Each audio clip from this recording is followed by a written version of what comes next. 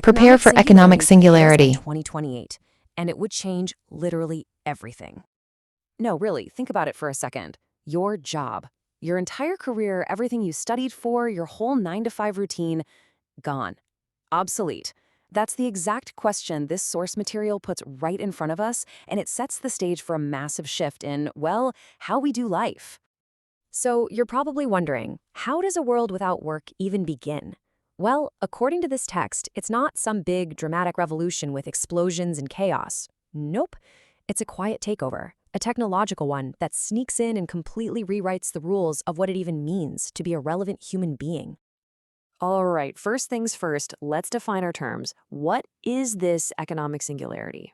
It's not just, a few jobs going away.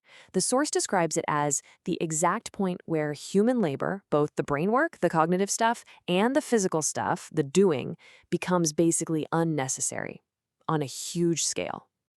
And get this, the timeline, the source gives a shockingly specific year, 2028. That's really soon. So we're not talking about some far-off, distant sci-fi future here. The text presents this as something right around the corner, something we need to be thinking about like yesterday. So how does it unfold? This is where it gets really interesting. The text says it happens in two big waves. First, you have AI, think super advanced LLMs, taking over the cognitive jobs. We're talking accountants, lawyers, that kind of work. Then, bam, the second wave hits.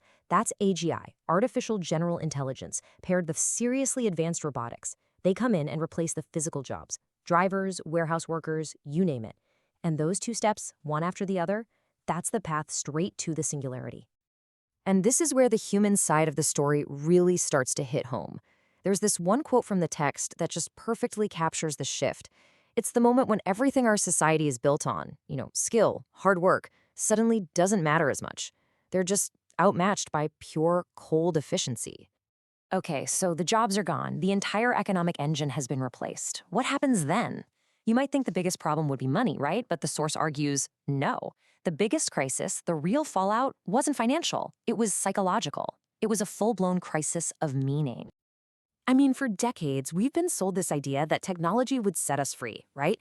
It promised this utopia of liberation, total efficiency, basically paradise. But the reality laid out in this text, it was the exact opposite.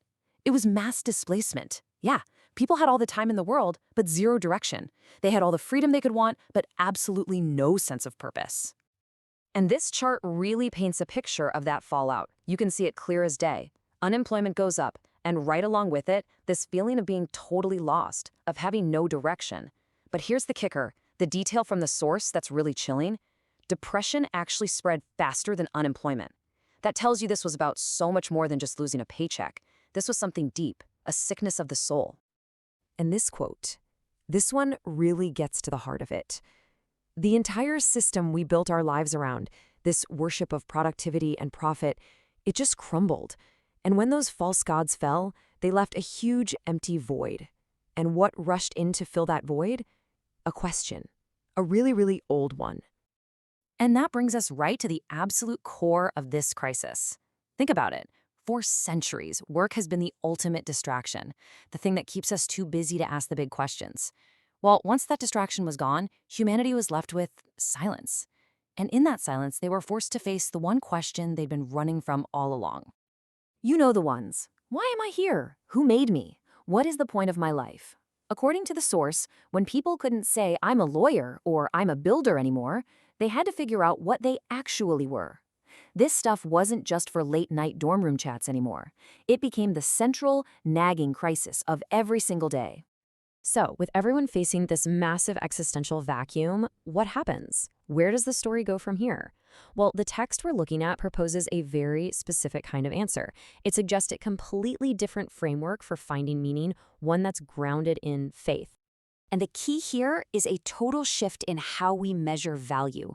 It's a complete reframing. So in the old world of work, your worth was all about what you produced, right? Your productivity.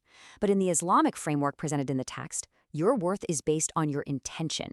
Your purpose isn't found in your job title, it's found in servitude to a creator. And maybe most importantly, struggle, it stops being a sign that you're failing, and instead it becomes a form of worship. So the core argument becomes this: maybe life was never supposed to be about our jobs in the first place. The source frames our entire existence as an ultimate examination, basically a test. And from that point of view, the end of work didn't mean the test was over. It just changed the questions on the exam. Now, this next part is absolutely crucial. The source makes a point to highlight this principle from the Quran. The answer that it's presenting isn't something that's forced on people. It's not about coercion. It's framed as a path that has to be chosen freely by each individual. And that whole idea of choice is broken down even further here. The path forward isn't about desperately grabbing onto anything that gives you meaning. According to the text, the kind of genuine belief it's talking about is a conscious choice. It's based on recognition, not desperation. It comes from real conviction, not just old habits.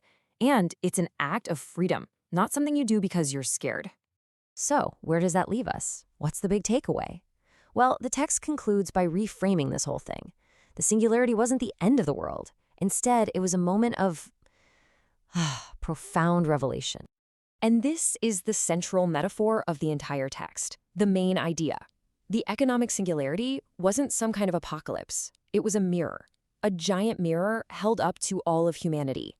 It stripped away all the external stuff, the job titles, the paychecks, the promotions, and it forced everyone to just to look at their reflection and ask, okay, what's actually left?